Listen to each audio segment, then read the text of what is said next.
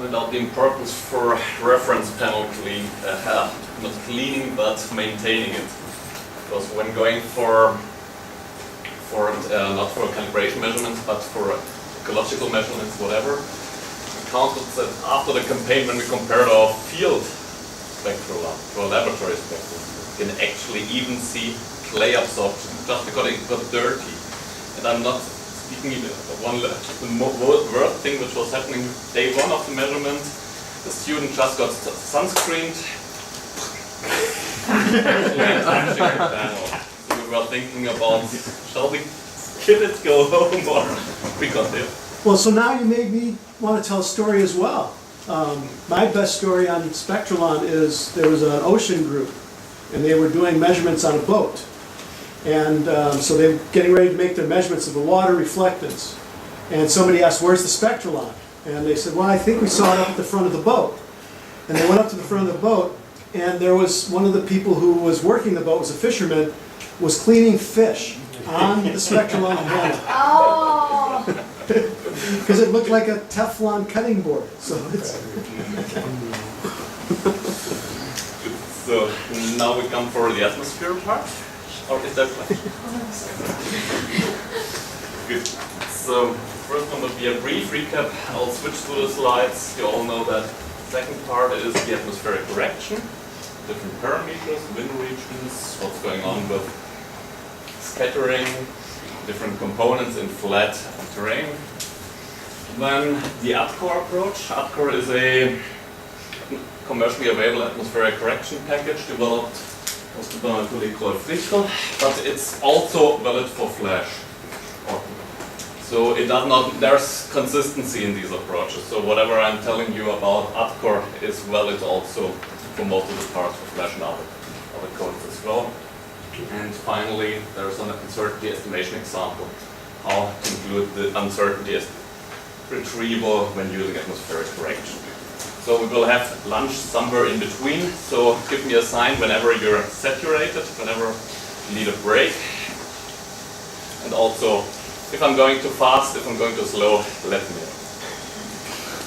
So, just for this brief recap, I like to use the image chain approach, which you can find in a very nice textbook by Schott. So it just describes the way of a photon coming from the emitting source, which is the sun usually, throughout through the atmosphere, to the Earth's surface, back again to the atmosphere, and to the sender.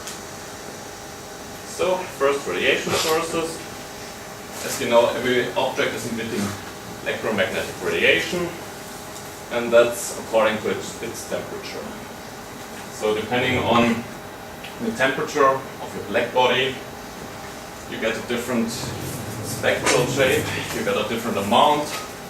You're familiar with that, as well as the underlying equation, so it means displacement law, and also pointing out that the energy per photon can be calculated by using the Planck's constant and the frequency, meaning when at the photon, or speaking a wavelength of 0.5 micrometer, you've got a photon energy of 3.6, 10 times minus 19 joules. If we're moving to the thermal region, about 12 microns, we've got 20 times less energy. So that means you're always aware that what works that in the visible, if we move on to the sphere, even extend to the Tür, we're speaking about lower energy levels and makes life sometimes difficult. Atmosphere, I'm going into details later. But again, you've got our emitting source, which would be, the dashed line would be a perfect ideal black body at 5,800 K. But the black curve in between is what is actually sensed at one point in time outside the Earth's atmosphere. You see, the sun itself is not a perfect black body. There are differences in the sun extraterrestrial spectrum. You've got Fraunhofer lines, you've got absorption, you've got other processes there as well. We'll come to that later, the importance which solar irradiance spectrum choose. And if you go at sea level, that's the white curve that you can actually see. There are gases absorbing water vapor, CO2, and that you have regions, you have got no energy coming from the sun reaching the ground level, and other regions where you've got atmospheric windows. And again, if you address it from an energetic point of view, you see how little energy actually reached Earth as it move forward to this group. And throughout the presentation, I'm using also the following nomenclature. So 0.4 to 0.7, that's the visible. The near going to up to this atmospheric absorption region about 0.4. Sphere 0.5 to 2.4. So sphere 1, sphere 2, mid-infrared, thermal infrared. But I don't touch the thermal infrared in this presentation. Next, we've got an interaction with matter. In this case, we've got, again, addressed it from an energy point of view. We've got the processes for absorption. This should be on. Okay, back on. So that is photosynthesis. We've got an energy uptake in the plant, which can be electron transfer, which is photosynthesis. But we can also have rotation, vibration of the molecules, which cause a heating, a change in matter, and later, because you're heating up, also an emission. Plant is heating and it's emitting light. Here we go, emission, release of energy. Again, same processes. We got the reflection, which is the change of the direction without any uptake, and transmission. So passing to the leaf level below. Just simplified. And as we've got the energy balance relationship, no energy is lost, that we can have all this divided by the incident energy, where we end up having reflectance coefficient, reflectance factors, transmission factors, and the absorption factors, which are then material properties and independent of the incoming radiation. And that's what we want. We want to have the same signal from our material independent of the illumination. And if you plot that now as a function of wavelength, the y-axis is adding up to 100% because no energy is lost. We've got the reflected part, the absorbed part, and the transmitted part. Depicted here is for a single leaf, and you're very much familiar, I guess, with the reflecting signature. But you can link that also to absorption and transmission process. You can link that, simulate it, measure it. And also, what's the underlying processes for absorption? That within your orbital model, you've got the nucleus, you've got the electrons, and at certain quantified wavelength, you've got electron transitions to other orbitals, which are well-defined wavelengths, which can be related with Planck's quantum and the frequency where they occur. It's these. More frequently are, got the German version for that. You've got the molecular vibrations and rotations, which happen at even more energy levels, and usually these are observed. Okay, so again, light form. Electron transfer is quantized. It occurs normally at wavelength below 1 micron. In the vibrations bending, you have also overtones of 1 micron, and there are many probably. So that's what's usually observed. Giving an example for liquid water. It's not water vapor, it's slightly different, but mostly applies. We've got the different fundamentals where absorption happens. 3.1, which is the symmetric OH stretch. 60, where it's HOA bending. 2.9 micron with an asymmetric OH stretch, which is here. And we got the different harmonics and the combination from that. And if you link these features, 0.96, 1.8, you can actually see even that's liquid water. These are the big water absorption regions also of the atmosphere. So you have an explanation by how the way your molecules behave.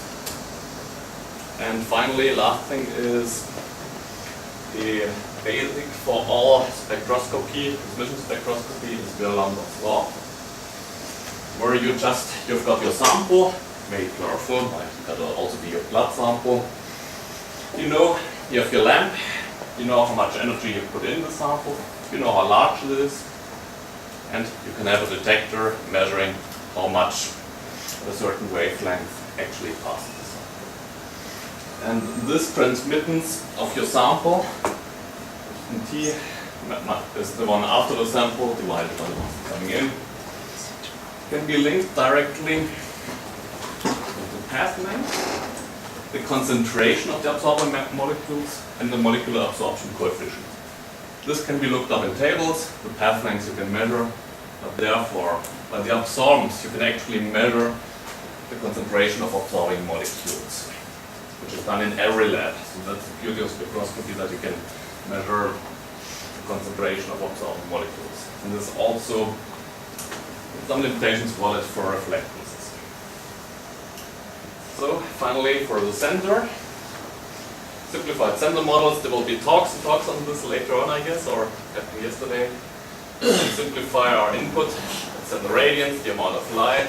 With our sensor, we got an output digital number as well. Sensor is the power at the sensor in watts, detector area, square meter, and the solid angle. We can link that to that sensor radiance. And in between, there's much happening. You can have scanner mechanics, if you've got a whisk broom scanner, the optics, including the filter and superfluous elements, the detectors themselves. Electronics for readout have an influence. Analog digital has an significant influence. Platform motion and altitude before we reach the end. So these have to be taken into account. So finally, for the background, we've got our DN, what our sensors detect. We can link that to the add sensor radiance. Using, in the perfect sense, in linear region, we have just an offset and a gain for it. So we have, coming from the DN, we can link up that digital diversion, electronics, detector, optics. So we've got the get sensor radiance, and right now all the passes in the atmosphere. And I go into details later. So we've got in yellow the reflective, and in red the thermal parts. It's emitted from the sun, it's scattered and absorbed in the atmosphere, reflected by our target.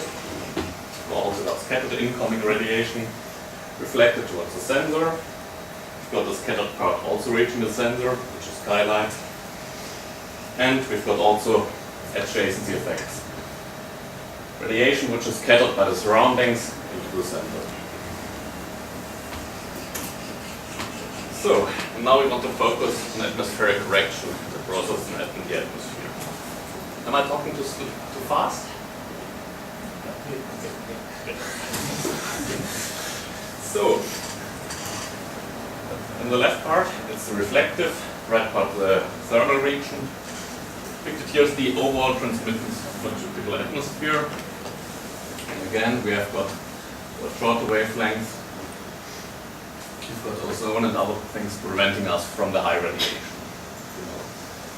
And then we've got also absorption by oxygen, zone HR2, very sharp features. But also we've got these dominant absorbing features where no energy actually reached onto the earth, which is mainly water vapor H2O or CO2. Around a bit above 2 microns, got two nice and sharp CO2 features. Come to the usage later. And towards 2.5, also we've got not that much incoming radiation because of water vapor again. And also for thermal CO2 and water vapor are dominant driving factors for this. So, from a radiation transfer point of view, let's go for a simplified. We've got a flat terrain and we've got our emitting sun and the sensor. So again, the sensor calibration simplified by an offset in the bias and the DM. The sensor radiance, we have got 3 parts. The one which is the path radiance, the skylight, the one's reflected in the atmosphere and scattered towards the sensor. We've got the reflected, that's our information which we want to have, direct and diffuse incoming radiation for that. And the third part is the adjacency, scattered from the surroundings towards the sensor. So that's our target radiance. Is the part which is reflected, the ground reflectance. That's actually what we want to measure. That's the material property, independent of the incoming radiation. We have to scale it by the global flux, the total atmospheric transmittance, and the magical factor of pi for accounting for resistance. So, now first assume we have no adjacency effect. So we have our sender radiance and the dn relationship. If you want to solve it for the target reflectance, we have again our center calibration factors, the path radiance, the overall transmittance, and the global incoming radiation. This means to describe that we need the main atmospheric parameters, which is the aerosol type, the optical thickness, and the water vapor, in order to have a good estimation of the path radiance, e.g. and tau. And accurate sender calibration is mandatory. Because if we've got an uncertainty in sender calibration, we can have such a good estimate for the atmosphere, we can't get back to our ground reflectance. So, adding some more details. Our incoming radiation is a part direct and a part diffuse, which is also caused by different aerosols, mostly aerosols. And so incoming radiation is direct and diffuse, as well as the atmospheric transmittance, which is direct and diffuse. And also for the adjacency effect. Come to details later, that's just an overview, which means the reflectance of the surroundings is also taken into account. And the spherical albedo, which is the atmospheric effect scattering to the ground in general. And not to forget, this is all wavelength and angular dependent. So, looking into details on the absorption and scattering behavior. In the Earth atmosphere, we have got major absorbers, which, as shown before, it's mostly water vapor, CO2, oxygen, ozone, CH4, and scattering, which can be molecular, well described by Rayleigh, which is mostly nitrogen and oxygen, as well as aerosols. These aerosols we can get for more description, which is about the size distribution and the refractive index of the different aerosols, the optical characteristics, scattering and extinction coefficients, and the scattering phase function. So, now going again for Beer's law, we have the path length through the atmosphere, and we've got our extinction coefficient, and this can be related to the overall transmittance for a homogeneous path. As the atmosphere is not homogeneous, you can just have it integrated, building up different levels of atmosphere. So it's just for a heterogeneous path. Just build up your model, atmospheric model. Also at this point, the exponent, extinction coefficient and the path length. Also, you know that is optical thickness. You can come across lines frequently over this term. So, again, extinction coefficient or extinction in general can be linked to absorption and scattering. And absorption and scattering can be separated for molecule, Rayleigh scattering, and the scattering of aerosols. And also term single scatter albedo. So, depicted here right now is the influence of these scattering. For the wavelength, this is up to 1 micron, and this beta factor.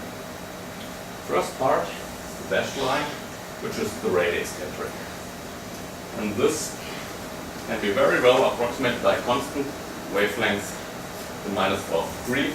You see the influence is largest at short wavelength and becomes relatively unimportant when you reach 1 micron. Aerosol scattering, therefore, is a bit more complicated because there's got a large variety. and in general it can be addressed by constant, the wavelength times minus n, where there is a bit of variability. Why is that so? Because you've got different types of aerosols. Maritime, urban, rural. So these are or these are defined standard atmospheres, describing the particle size, describing the nature. If you've got salt water, if you've got close to the sea, you get a different type of aerosols. And here, so that's for example relative humidity angle set in a wavelength of 550 nanometers. This is the scattering angle of your aerosols. That's the phase function. So, molecular scattering, Rayleigh scattering, is a bit of a forward scattering, but not enough. And depending on what type of aerosol you have, you usually have a very strong forward scattering peak, with a back scattering and different behaviors. And also, depicted here, if you right now have a look at the maritime aerosol, the relative humidity, you also see differences here for the different wavelengths and different sizes. These also have to be taken into account.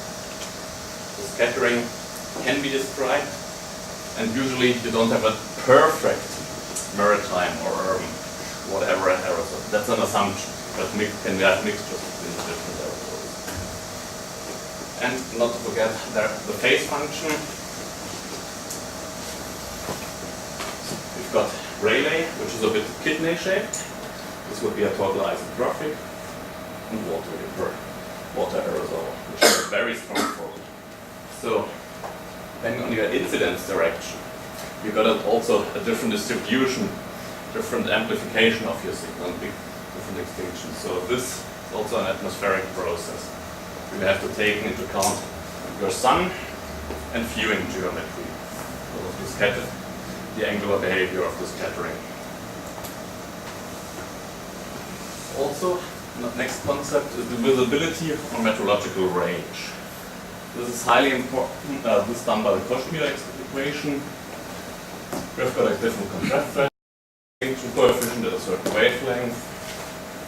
And the beauty of this visibility range, meteorological visibility range, is that, for example, in Europe, every airport takes measurements of these. So you've got at an airport, you've got the visibility, and this visibility can be linked to the aerosol properties, because we're dealing with 550 nanometers. It's easy to be measured. That's the visibility. So if you're up on a tower or a mountain, you know what you can view for long, sorry. How far can you see? How far you can see, you can actually link this to the visibility range, and also within that, for example, ATCOR. Visibility and aerosol optical thickness are two possible input parameters describing the same thing. So, first the input is a bit of the image. So here our lens had 5 bands on top, band 1 to 3, 480, 560 and 660 nanometers. So increasing in wavelength. And the bottom, the 840 and the 11 microns. So, influence of aerosols is wavelength and it's increasing or decreasing wavelength. So, and actually what's here, this you can see here in the middle. You see you've got the influence decreasing over wavelength, and at 840 this aerosol cloud here is not visible anymore. So you've got ways either to get to or to address it depending on the way. More on that later. And then switching to the thermal, it's not dust particles, not a dust cloud anymore, but the water vapor. So this, okay, I have to say this is dust in the sea, this is not cloud. So dust is, for example, very dense aerosols. So, and what else? Yeah, next thing. So we know right now a bit of the aerosol scattering and the extinction in the atmosphere.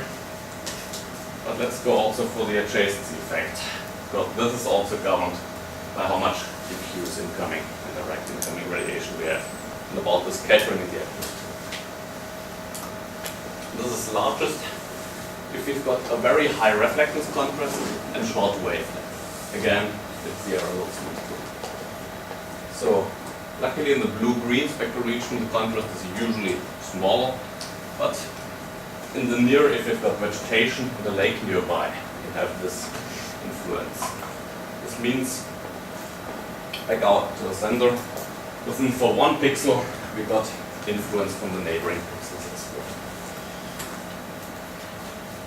So, and it has a low pass effect, it's actually blurring the contrast of your image, and it can be removed. For example, here we have a lake with a true reflection of 1%, and we've got a vegetation having a reflection of 40%. So therefore, you know we're towards the nearer, because water has low reflection, vegetation has high reflection. But what we actually sense here is a reflection of 5% of the lake. And that's actually, so we have, when you want to address this here, we've got a scaling effect based on the ratio of direct to diffuse, and we can actually measure how strong the influence from the surroundings on this little R. Because if we know about the scattering behavior, direct and diffuse, we can link this up, coming back to the true reflectance. There's in many atmospheric correction software packages adjacency correction. It does not matter at all if it would be all vegetation. It just matters with high contrast and towards the visible, towards short away. So, next thing to add is the terrain. When we're moving out of a flat terrain, we've got a different radiation component. And this is first incoming radiation scattered to the surrounding mountains, also reflected terrain radiation, and also the pixel part and the terrain. And also we have to adjust for a sky factor. How much of the sky do we actually see? As well as, okay, big question always, what do we have if the sun sets behind a mountain and the valley itself is not illuminated directly?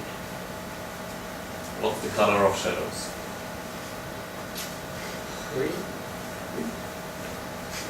Green would make me no. Due to the atmospheric scattering. Remember that what? The scattering is increased towards shorter wavelength. So what we have is a very strong scattering in the blue region. So sometimes when you're out, when you're in a shadow, independent of a mountain or independent of if it's a tree, you get a light blue impression. And that's just because of scattering of the aerosols. You just got only diffuse illumination. Therefore, you just got a more towards the shorter wavelength. And also the next phenomenon to link that to is what happens if the sun sets. You're increasing your path length. The scattering and absorbing part of the aerosols gets stronger. So the light in the short wavelength is scattered to such a high degree that it's blocking. Very little is reaching the ground. We're still increasing path length and so on. And so what's left is the more longer wave. So this part, which is not affected by aerosols, therefore, if you've got a high aerosol loading, then your sunsets become red, just because the high scattering. And also scattering, that's the reason why the sky is blue at all, because we have diffuse scattering. Okay. So, these have to be taken into account right now. So we're moving from flat to mountain. Quick thing about radiation transfer codes, but I think that will be more details that later on. We're just going for ADCOR, which is based on a Matron 5 anhydron, which was developed by a spectral science preparation in the Air Force Research Lab. There's different spectral resolution from 0.2 to 14 microns. Spectral resolution, one wave number, 0.1 nanometer at 1 micron. And also has different multiple scatter algorithms.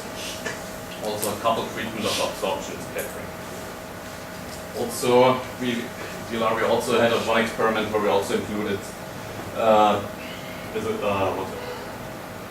LibReference, which is also a DLR, University of Munich development, but there are differences in codes.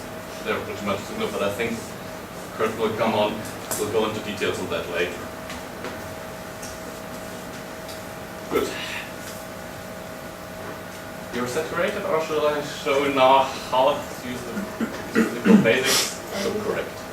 They mentioned coming out in 15 minutes.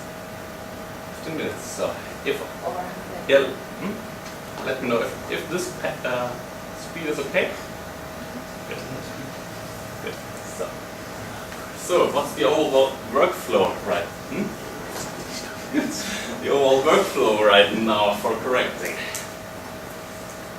So ATCOR is based on more predefined lookup tables, so they're read in.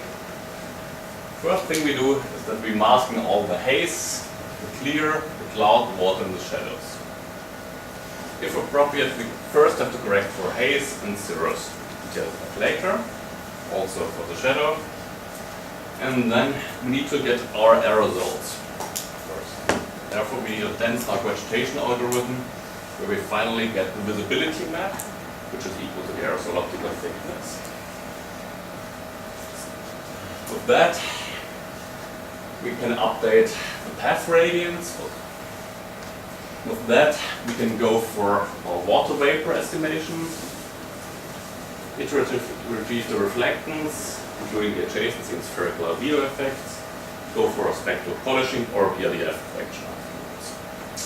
Okay, so I think BRDF correction, I know that it is a bit of a terminology, but I'm sticking to reflectance. So, how can you actually retrieve the aerosol optical thickness or the visibility? What is commonly used is a DDV approach, which relies on dense dark vegetation pixels. There are certain thresholds where they can be detected, and also different bands to be used. And based on many measurements, smart people came up by getting correlations. You can correlate a band in the red for vegetation and a blue band. Also you need one at long wavelength, because there's not so much influence from the aerosols. And in the blue band, we've got the maximum input, maximum effect. So and actually what you can see,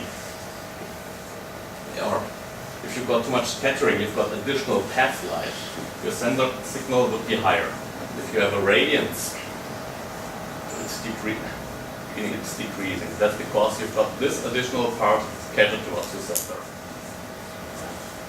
And therefore, by taking advantage, if you've got these values correct because you don't have too much aerosols, you can then check what is the expectation value. For this correlation, you can have also some empirical adjustment to season value.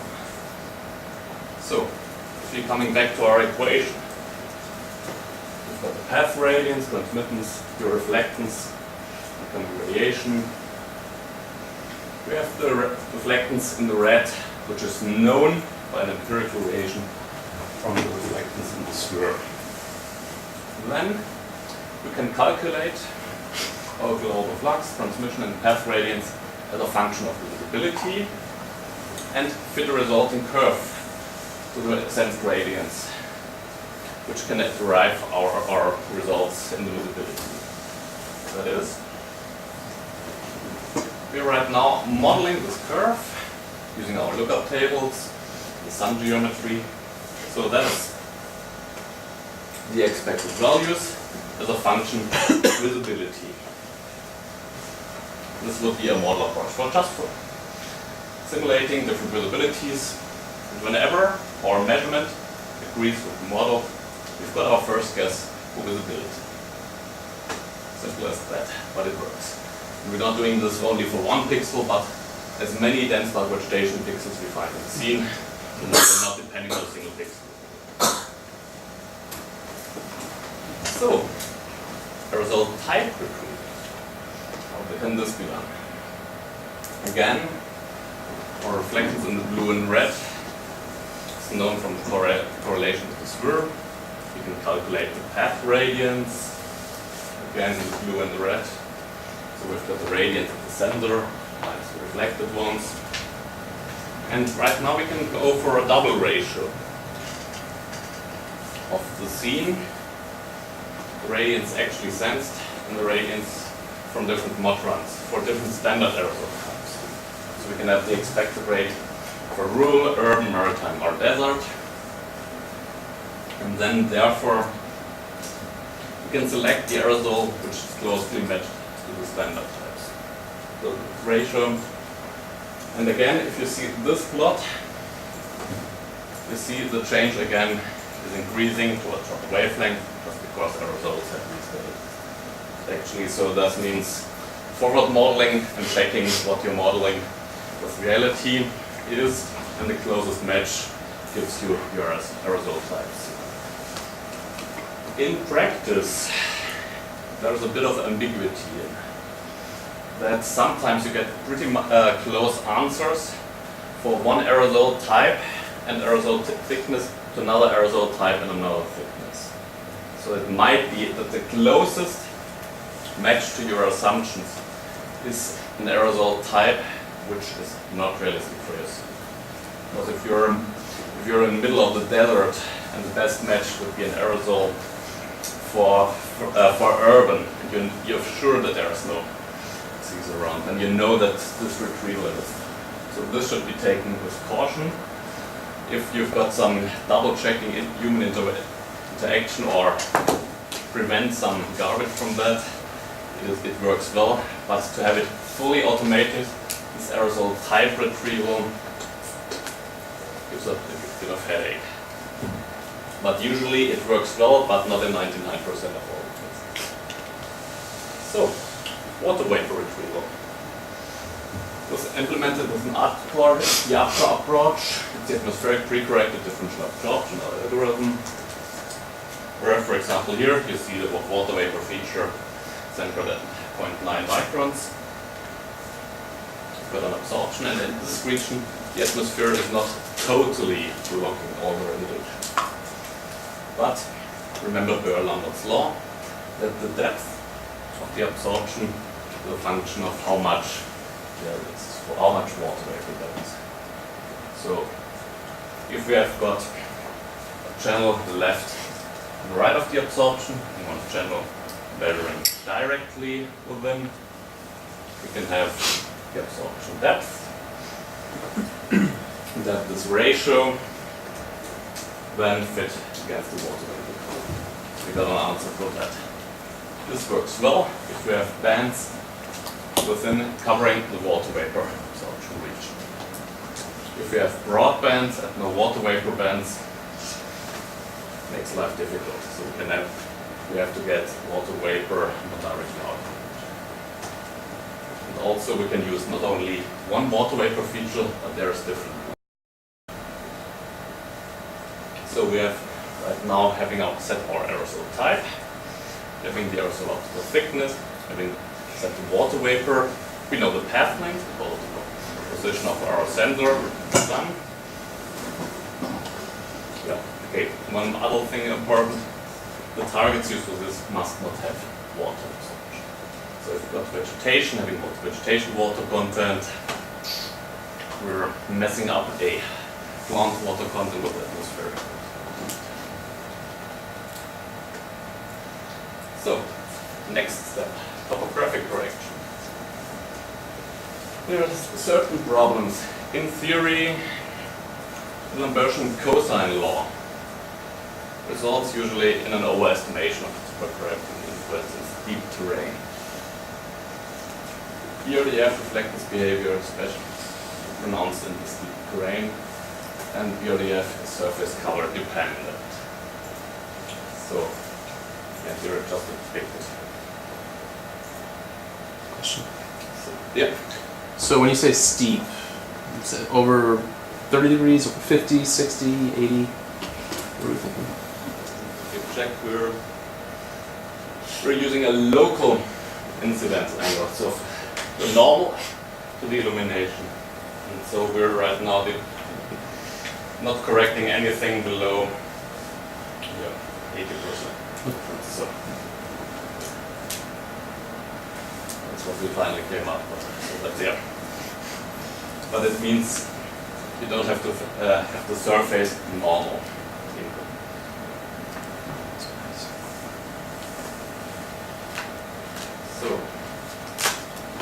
So in theory, it would be just cosines. But the problem there, if we've got 90-degree difference, cosine would be 0, or reflectance would turn to infinity for that. So one first thing is also to take diffuse incoming radiation into account. This problem still remains. And there's quite a lot of approaches. So for example, the Lambertian approach, which in our case we found that it's not fitting in all cases. Non-Lambertian minute correction. So we've got a minutes K index, which depends also on the channel.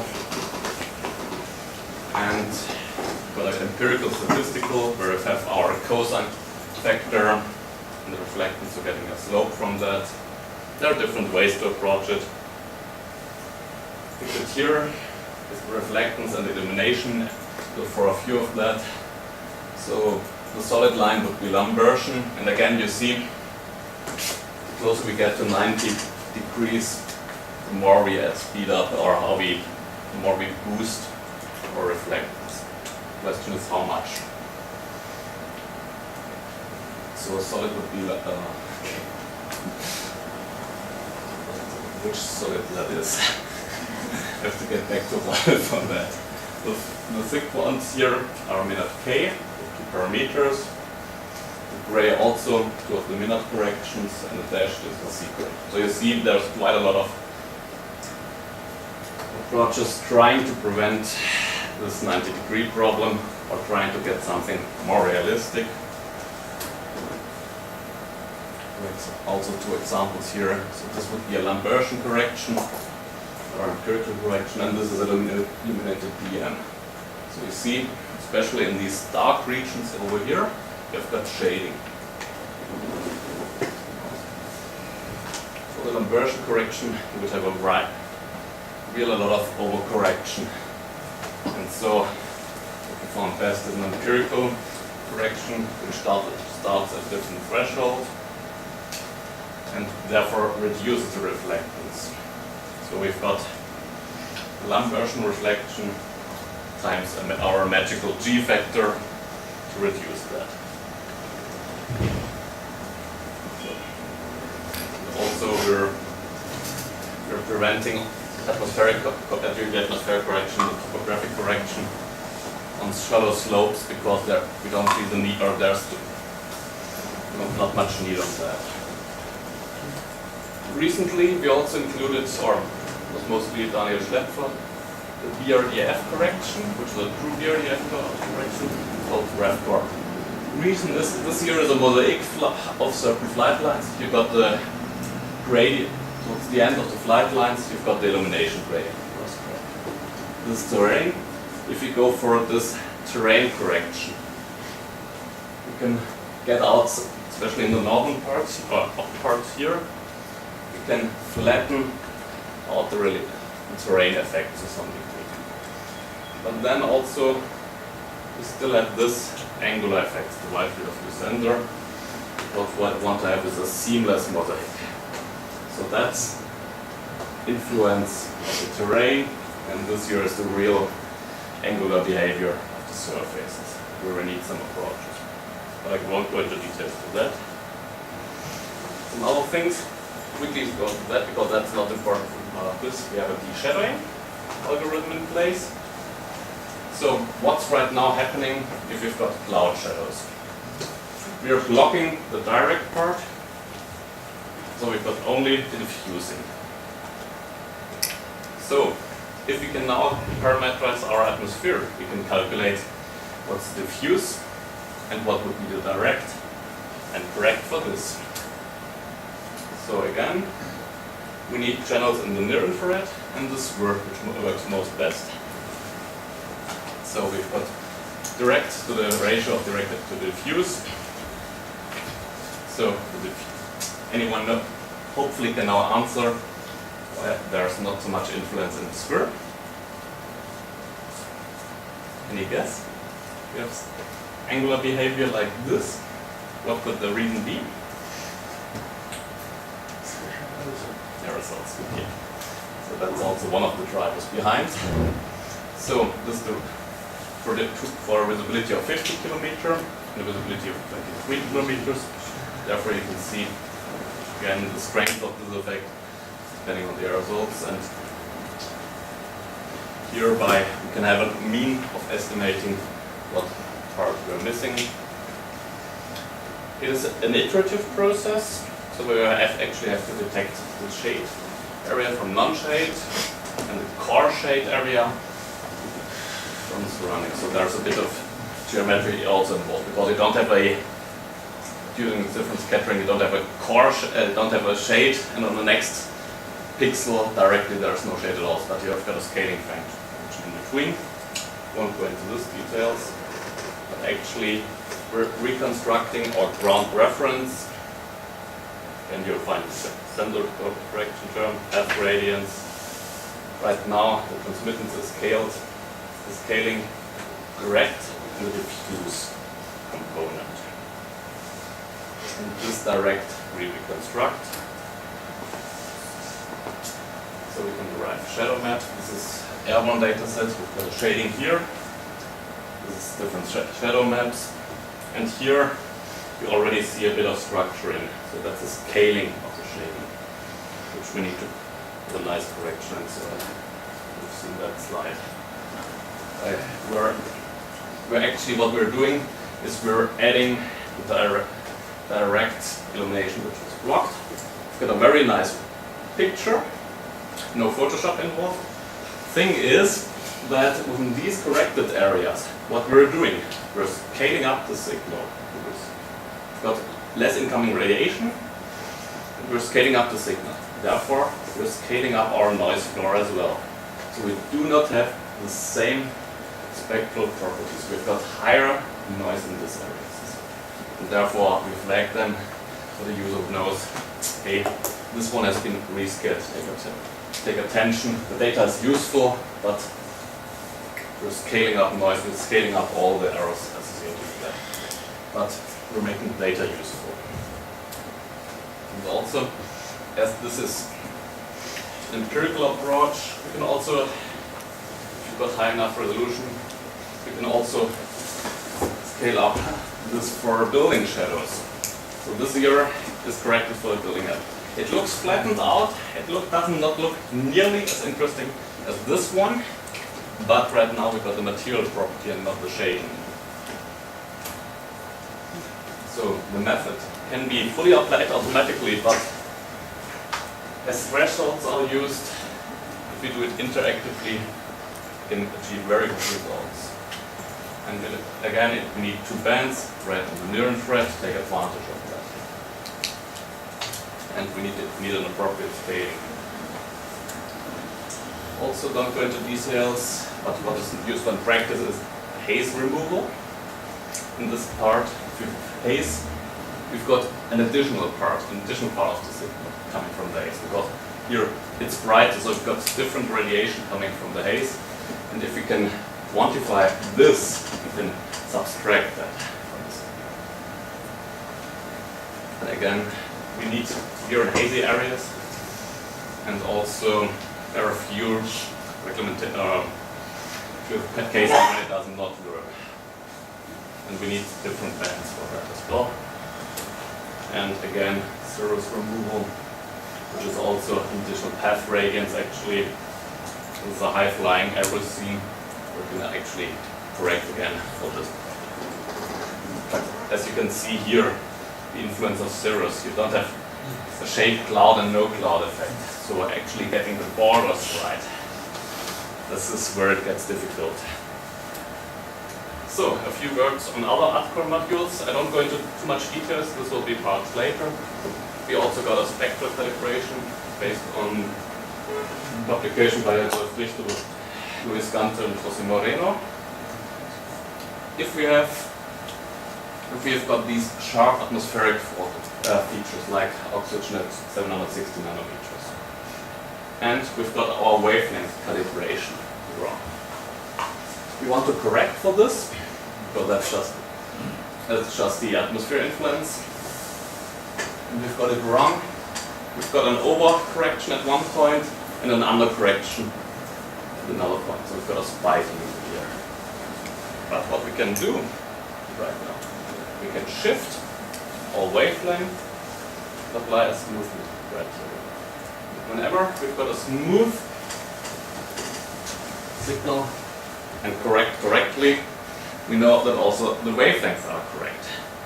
And so 760 nanometer feature is very useful for that. For SWIR, there are CO2 bands. Does not work that well, but it's a very good way to get an in-flight spectral calibration, not relying on onboard sources. So, and also this module is included into ATCOR.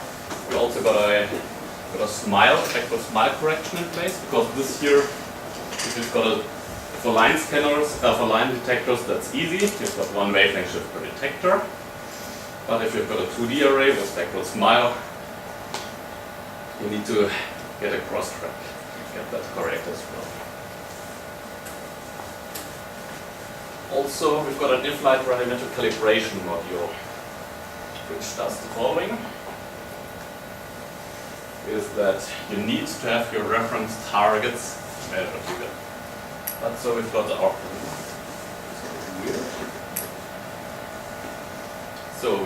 ground spectrometer measurement, and we've got our orthogonal spaceport. From the image data, we can derive measurement of the atmosphere, the aerosols, the water vapor, or we can measure that in the field as well. Put these together in the radiative transfer code in order to derive our radiance at sensor, what we would expect. Here. Something was missing. So, use the atmosphere as we parameterize these based on the image. Now we've got our target, which we measured in the surroundings. Because again, we can take into account the sensor PS point spread function, the geometry, adjacency effect, background effects. So we can have our target true DM, our target radiance. And if we've got our radiance, assuming that the ground spectral measurements are correct, and our sensed one, we can link that back to sensor offset and gain. Meaning, if we've got the atmospheric correction and the radiative transfer codes correct, scale it up to its sensor level, compare it, and adjust the calibration, which we did for airborne sensors over the years to get the last 3% in calibration. And also a quick difference, or quick words on the solar irradiance spectra, which is an assumption on the solar irradiance outside the Earth's atmosphere, because there are differences. ATCOR previously used the same as in Motran, which is Karouche, the 7 model. Right now we also got an updated version from Karouche, and we use right now the standard from Fontaine-Lat, which is the low activity sun published in 2011. And what was the CEO's endorsed standard? Toulier is the CS okay, inverse. yep. Yeah. So which is also a different one. So depicted here is for these the relative differences. And it was Fontaine-Lat and Karouche at different wavelength resolutions. This year is for the reflective thermal reflective part in the with near up to 1 micron, 1 to 0.4 microns. So you see the relative difference if you are dealing with full width of half maximum spectral resolution of 10 nanometers, doesn't get that info. But if you're speaking about 0.5 nanometer resolution, this becomes large and they will matter.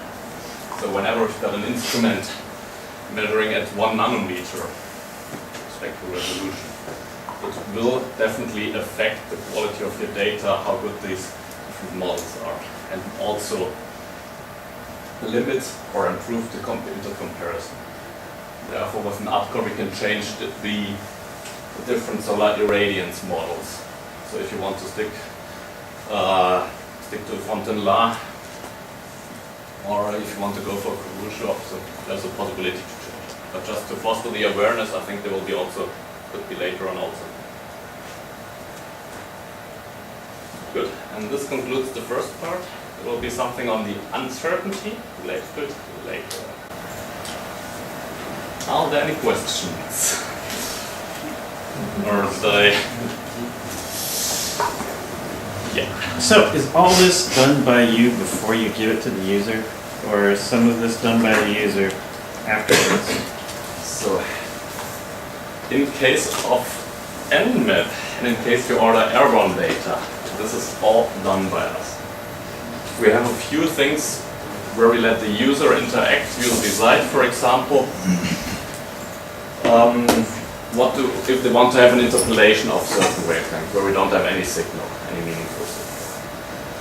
For example, and this does affect that because there are some water vapor features which coincidence with the red edge.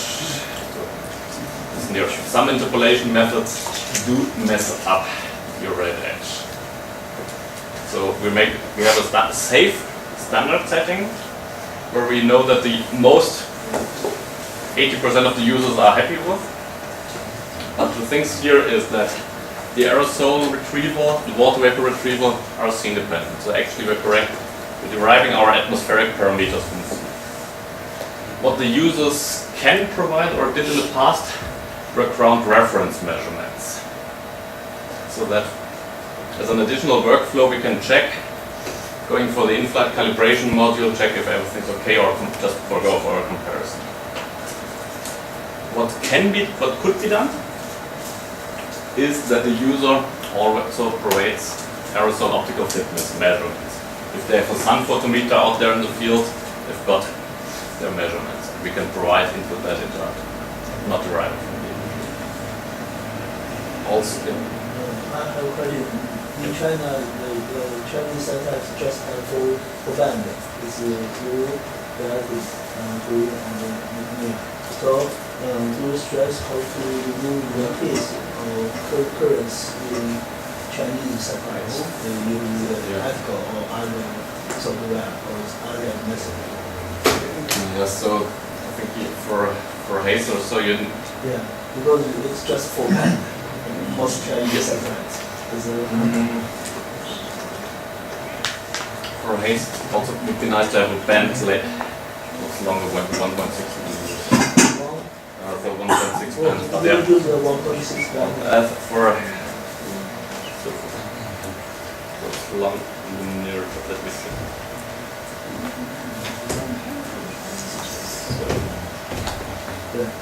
Yeah. So you need one. Blue bands are always nice to have because you've got the largest influence there. And yeah, so red and blue. I think that it did work very well for because one of the first customers for us that was the one was a large Iconos data acquisition over Scotland with many hazy.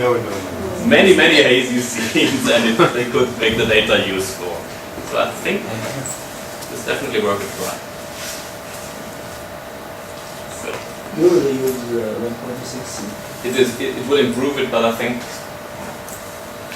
it should. But Rolf is the expert when it comes to these all the developer. I did not work too much with upward multispectral systems.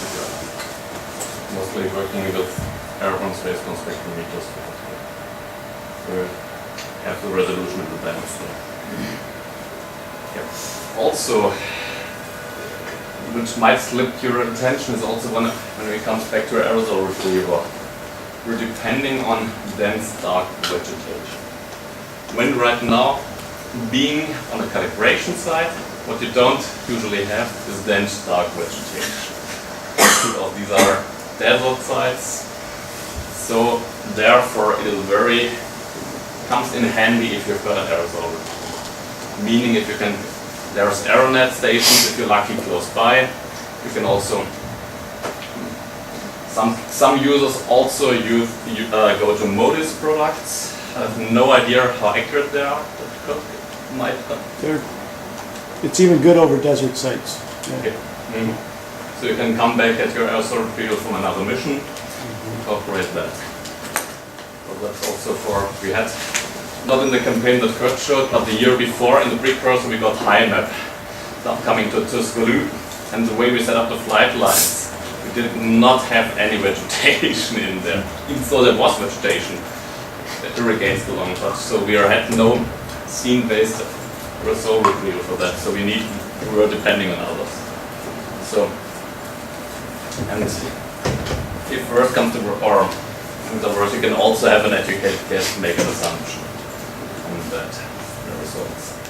But then you're not, how to say, you're not really deriving the scene parameter.